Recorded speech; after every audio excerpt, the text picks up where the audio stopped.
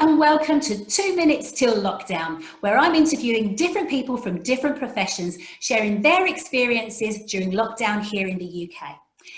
Each week, I will be challenging my guests to answer 4 questions in 2 minutes to see if they can beat the challenge and share some tips and experiences and what inspires them. This week, I have psychologist and author, Dr. Audrey Tang. Welcome, Audrey. Hello, thanks for having me, Sharon. Oh, you're really welcome. Look, I know that we've met before. We've done some work on the Chrissy B show together, haven't we? Absolutely, and it's been so much fun because I've learned so much from you. It's such a great atmosphere there, and yeah, I'm missing it actually. Yeah, for sure. So it's really nice to be able to connect like this. So thank you so much for joining in. A little bit of fun. So I know the viewers are going to love you as much as I do. So we'll find out a little bit more about you in a second. But first of all, are you ready for the challenge? Let's go for it. Fantastic. Well, let's get the screen up. And right, you should be able to see that on the screen now, Audrey. Yes, here we go. Fantastic. Right, well, let's set that clock and get that clock ticking. Here we go. So first question, how have you been keeping sane and managing your well-being during this time in lockdown? Well, I set up something I call a virtual water cooler really early on WhatsApp, which is a load of my closest friends. And there we share a lot of gallows humor, a lot of things just to support each other, a lot of silly pictures. We have a chat, we say good morning. So that's been really helpful. I do a lot of stuff on Skype and Zoom, so I still stay connected. I've been looking at things like online courses, Open University, that kind of stuff, just to keep my brain going. And doing a lot of writing. And that's great for me because obviously it's given me an opportunity to carry on writing my book, which is great. So those are the key things that I've been doing. Fantastic. Oh, I'm loving the sound of the WhatsApp group, I have to say. So we've been talking a lot about learnings during this time. What's the one thing you think you've learned about yourself during this time in lockdown? Definitely, it's the things I take for granted. My husband came back the other day and he'd actually managed to get some eggs from the shop, and I was just, oh my goodness, that's amazing, that's so good. You know, and I began to realise, yeah, I'm not drinking my regular brand of coffee, I'm not eating the variety of foods I usually have, but I'm just so grateful for everything I've got. And I've really begun to recognise what's important to me and what's a necessity as opposed to what I just like having. It's interesting, isn't it? It's fantastic. So there'll be a lot of families and parents and actually young people watching this. So, based on your sort of professional experience, what sort of piece of advice or what tip would you share with people out there? Key tip, I'm a remote worker anyway, have a routine, because otherwise home life can encroach on work, work can encroach on home, whether it's just keeping things separate or whether it's just being clear, I'm stopping work now and I'm starting home life here. Just have that routine and try and stick to it as much as you can. Great advice. Okay, and finally, what's the one thing you're going to miss when things go back to normal, and what's the first thing you're going to do? I'm missing at the moment seeing people in person. Just before we absolutely had lockdown, I saw one of my friends and it just reminded me how important it is to have face-to-face contact. As much as I love Skype and Zooming, it's just not the same. So I'm going to go straight out and see people. Fantastic. Whoa! Fantastic. Well done. You managed to get the old challenge and beat the challenge there. Fantastic. Well done. Well, let's share a little bit more about you and get people to get to know you as hopefully a little bit more and a little bit more like I do, really. So just tell us a little bit more about who you are, explain what you do and what you do with companies out there. Well, I'm a consultant psychologist, so I trained in psychology, but I didn't pursue it as a career until much later on. So after training in psychology, I tried a number of different things like marketing and advertising, PR, that sort of stuff, but then I actually found teaching and I loved it and trained as a secondary school drama teacher. Really enjoyed that, loved working with young people, I was inspired every single day by people because they were just so creative and they had ideas which, as an adult, you sort of think, oh no, that'd be silly, it wouldn't work. And yet every time I'd see something and just be laughing or just so impressed. And I loved that. After that, I moved into, I did my PhD after teaching, which was a great opportunity for me. And it helped me explore psychology a bit more. I took my PhD in the area of supporting frontline professionals. So it would be nurses, teachers, and the stresses that they have. Now, it's not quite the same as being in this current survival crisis mode. But what I looked at was emotional labor, which is the idea that as well as having the skills of a teacher, so you would have to know, if you're a history teacher, you have to know your history, you have to know how to manage a classroom, you have to know how to create resources and mark work, but you also have to know how to comfort a student who's upset, or you have to know how to provide pastoral care, and you have to know all of those things that really affect the interaction and the rapport between people, and that can be more draining on your energy than people realize. And so what I found through that piece of research was how differently management can actually behave in order to better support their staff. Because what I tended to find was a lot of staff who were burnt out, they loved their job, they went into the care professions because they wanted to care, but it was actually when management turned around and sort of either didn't really recognize what they did, or they said to them things like, oh, well, I'm just putting another child in your class. Or in nursing, it was a case of you just refer to them as the broken leg in bed 10. That's not what people went into that profession for, and they struggled with that. And so that's really what got me back into psychology again. And from that point, I explored training and developed that area of my career, which then took me to writing, and now I am a consultant. So I go into organizations and I talk mainly about well-being and support and motivation for their teams. Oh, fantastic. And I know you have some really creative ways of working and doing team building as well. So what helped you come up with that sort of ideas and sort of developing your business? Sometimes it's just a case of looking around at what's going on out there and having an idea of the various things people are getting up to. So I came to something called escape games very, very early on, when they were just about growing in the UK. This was back in 2016. They'd already started in Hungary, but I played one when I was in Oslo and thought, wow, this is brilliant. This will be such a good team building exercise. And so I use that concept, and now I have a tabletop escape game. And what that does is it puts people into a position where, under a time limit, so you've got the time pressure idea, they have to solve a puzzle, and you can have many different groups doing it. And what happens is they have so much fun solving the puzzle. They have to engage in lots of different forms of communication, of teamwork, of collaboration, of sharing information, and they forget they're being observed. Okay. And I'm able to watch them and then give them feedback, and it's hopefully valuable feedback because they're behaving as they would in a real life context, but with no consequences whatsoever, in the sense that if they shout at someone on their table, it's going to have very few effects beyond the table. But if a team member in the context of work, that would have major repercussions. So it's really important to allow them to then reflect on how they behaved, and then say, well, how does that play out in your workplace? How could you change that? What can you do? So it's a really good and different starting point for coaching. Absolutely. That sounds fascinating. Sounds like something you could almost do with families as well. You know, it sounds quite adaptable. Yeah, it really is. And at the moment you can buy so many tabletop escape games. But I think the idea of family, it's something I have to watch with my husband. He will turn around to me sometimes and say, you're coaching me now, aren't you? And I have to get that persona away from my home life. I get that too. My children in particular, don't talk to me like one of your clients, Mum. Exactly. So occupational hazard, Audrey, I think, isn't it? Oh. I know that you've inspired lots of people in the time that you have been working, and you certainly inspired me with lots of your really creative ideas.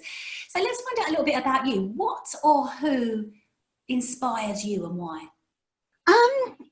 It's, first of all, I would definitely say my parents inspired me. Yeah. They migrated across from Malaysia. They were sent here actually to train as teachers.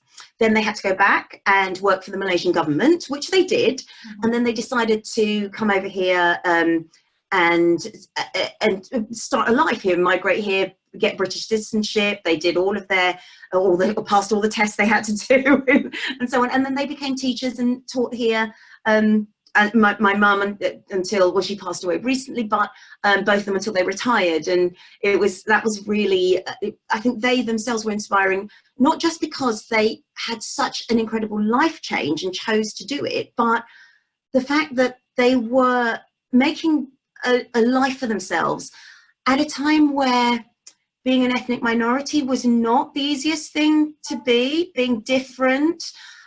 They taught me that opportunities weren't just for people who looked a certain way or sounded a certain way. They could be for everybody. They taught me that if you work hard and you can put your money where your mouth is, you know, it's all very well opening the doors, but you have to be able to stand firmly when you've got through and prove what it is you've said you can do. So they taught me that. They also taught me to keep going even when it was difficult. And so those things were really important. I'm also inspired by any stories of growth, whatever they are and whoever they come from. And whether it's overcoming hardships or getting through barriers that people didn't expect to have, or a life change that they weren't prepared for, those sorts of things. Because not only do they make me sort of feel, yes, I know I can do this, they sort of, you know, raise that sense in me emotionally, but they also teach me a lot, because you listen to what they've done and you learn from them, and you can think, well, actually, they got through in this way. This is how I can tackle that problem or that situation. So I wouldn't say there's anyone in particular, but it's a concept of behaviors and attitudes that really make a difference to me.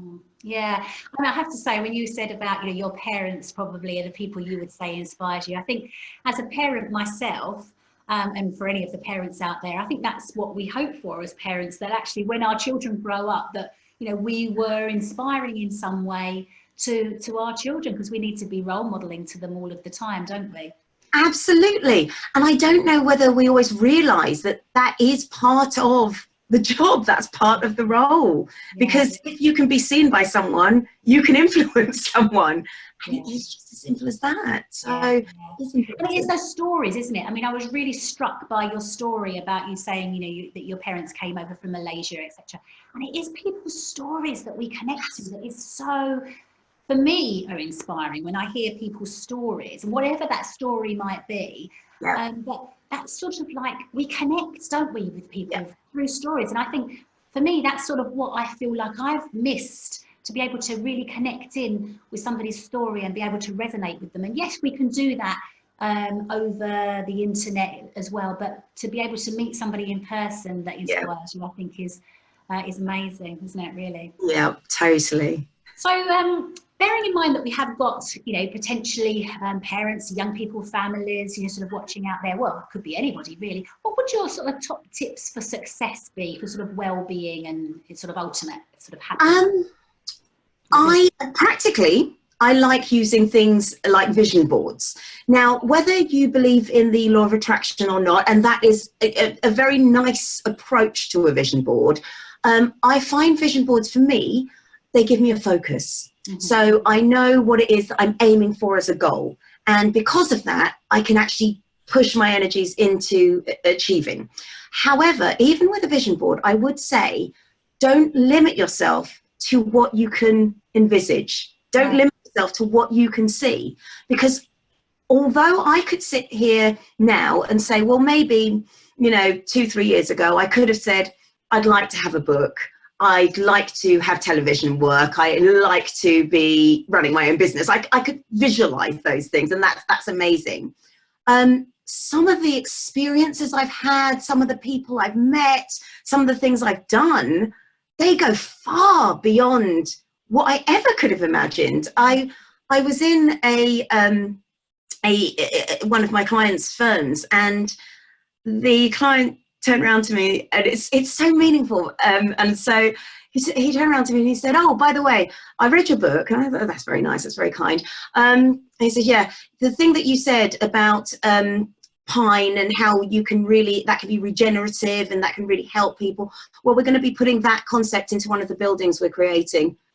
And I was just absolutely floored by that. And it's still something I think of now, and I just think, oh my gosh, the opportunity to be part of something from the ground up is something I would never have dreamed of. And so I think don't limit yourself to your dreams, because the reality can be so much better than what you could ever have dreamed of. Yeah, no, I mean, it's so true. I mean, vision boards, it reminds me of a story. I coached a lady. It was very early on in my coaching career. So it's probably a good 10 years ago.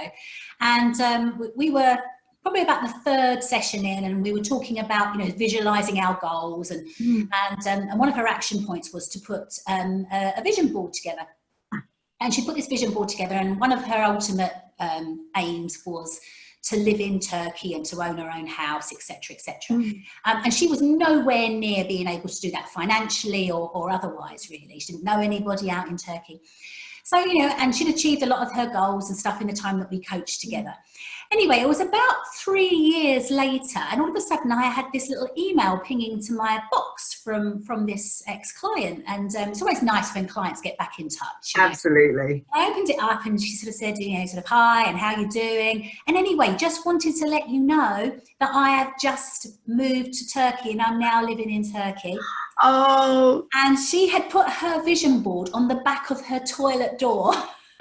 Yep. So every time she went to the toilet, she could reflect on her vision board. Yes. So yeah, incredible, powerful, sort of that unconscious stuff. Absolutely. It keeps you focused. Because the whole thing is, and I like approaching this as a psychologist, so from a slightly more scientific point of view, the human mind loves coincidences. So what we have a tendency to do is we look for a coincidence in that, we'll talk for ages about, oh my God, I was just thinking of phoning you and you phoned, and that's so exciting. And because we have a tendency to look for these coincidences, I always think it's better to prime your mind to look for something positive. So if that priming is a goal, or it's a positive thought, or it's a positive affirmation, then you're more likely to look out for experiences that match that. And that's where I think the power of the vision board can also be. There is some sort of there's a behavioristic approach to that too. Yeah. It's really, really powerful. Oh, we'll have to do another session just on vision boards. Absolutely. It's so great. I do them with my students a lot. Oh, fantastic. Well, look, Audrey, I know that you have written a couple of books. So share with us a little bit about you and your book and how people can find you. Yes. My first book was Be a Great Manager Now. And strangely enough, a lot of people say to me, oh, is this based on anyone in particular? And actually, a lot of it comes from observing what ought not to be done. Okay. And that's where a lot of the tips of doing it differently have come from. So sometimes I always think everything is a learning experience. And sometimes you learn what to do because someone's inspired you. But other times you can learn what not to do because you left demotivated or frustrated, and both can be just as useful. So that's full of just very quick, there's a little bit of theory, and then there's some tips as to what you could do in that situation. So I look at motivating teams, I look at troubleshooting, I look at managing your social media profile, that kind of thing. My second book is The Leader's Guide to Mindfulness. Now that's something we need right now more than anything. Oh, for sure. Yeah. I mean, the funny thing is, I brought it out at a time where really it was to solve the problem of the world getting so fast paced that we just couldn't stop. But the approach I wanted to take to it, because my grandfather was a Buddhist teacher in Malacca, was to capture and use a lot of the spiritual, the meditative and the reflective approaches, but to make them practical and applied. So it wouldn't be just a case of saying, oh, let's just do a meditation, although there are meditations in the book, but it's more a case of how can we use mindfulness to broaden our outlook? How can we use it to make us more creative? How can we use it to build better relationships, to be able to be more innovative?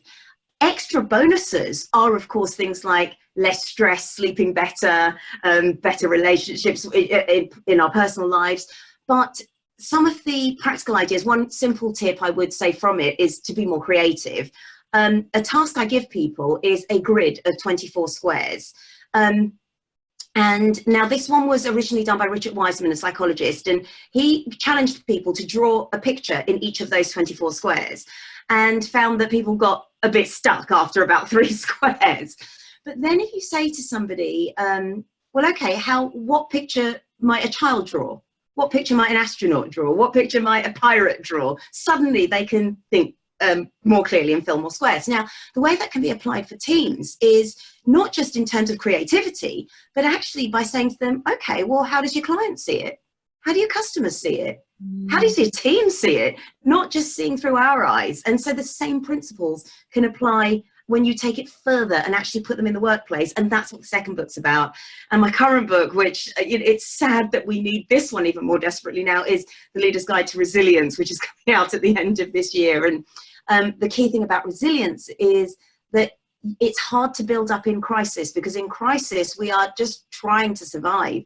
The best time to really top up our energy and give ourselves enough sort of emotional and mental strength is actually at the time where we've got a little bit of peace and quiet, a little bit of breathing space. And so the way I see it is mindfulness calms you, but resilience then is able to arm you, and you need both in order to be successful. I think that is so true, and so true at the moment. And I know that your second book, the mindfulness one, The Leader's Guide to Mindfulness, I know that is full of tips because I've read it and I've endorsed the book. So I know did endorse it. Thank you so much. So grab that book. Buy it for sort of like somebody in your life, because out there, because it's a fabulous book and it's very practical, and that's what I loved about your books, Audrey. So I'm looking forward to the resilience one. Thank you. And I'm looking forward to working with you on doing some top tips on a live stream as well. Yeah, share with everybody about that, because that would be great. Yes, well, we are going to be doing a 30-minute energy top-up, because you've got Joe Wicks for your physical fitness, but we really want you to concentrate on your mental and emotional fitness as well, because the whole point is, when you're in crisis, you are just struggling to get through, but you need to have something in the tank in order to be able to do it. And there can be just really simple things that you can do. Just one thing might just be keep in touch, or Skype, or get in contact with somebody who really means a lot to you, because I find I'm going to be buzzing off this conversation for the rest of the week, and it energizes you. Yeah. And because so many things in our life can drain us, we need to keep topping up with things that do energize us. So one of the key things I would say this week is accumulate positive experiences and really recognize them when they happen. Oh, I love that. And I'm really excited about working with you as well on that as well. So that's on YouTube on a Sunday afternoon, isn't it? So it's going to be on Facebook Live first, but then we will move it onto YouTube after that. So you can definitely watch a recording on YouTube. Oh, yeah. Fantastic. So if you can't be with us on a Sunday, then you can grab 3:30. it. What's the YouTube channel called? The YouTube channel is the Wellness League channel, and that is actually trying to make mindfulness accessible to young people. So what we've got is a series of amazing tutors on there. They're doing things like literacy and science and hairstyles. I've even learned what I'm wearing right now from one of our tutors. She's brilliant. All in costume. So it gives children something to do, and parents something to do with them as well. But my part in that channel is actually utilising a lot of the work and a lot of the things that I've learned from yourself to make mindfulness and awareness and managing anxiety a lot more accessible to young people. So that's the channel it's on, but there is also enough on there for adults and for teams and for leaders too, just not in the costumes. Oh, fantastic. Well, look, how can people find you if they're interested in the work that you do with leaders and teams? Yeah, absolutely. My website is www.draudreyt.com. I can be found on Instagram or Twitter at Dr. Audrey T, and that's the same for Facebook.com at Dr. Audrey T. And if you do want to go onto the Wellness League, that's Wellness League Heroes. That's the at Wellness League Heroes, and Facebook is facebook.com/Wellness League Heroes. And the YouTube channel is just the Wellness League. Fantastic. Well, look, make sure those of you that are watching, check out Audrey, give her a little follow and see what she's doing online. She does some amazing stuff, and would recommend her coming to do some really creative stuff with your teams. Anyway, Audrey, it's been fantastic talking to you, and we've run out of time. I wish we had more time to be able to chat, so maybe we'll do another session together at some stage. That would be amazing. Absolutely. Well, anyway, thank you so much, and well done on the challenge. Lots of fun. That gave me something to look forward to as well. So thank you so much for having me. And I look forward to seeing you on our YouTube and our Facebook stream. Absolutely. See you soon. Okay, bye.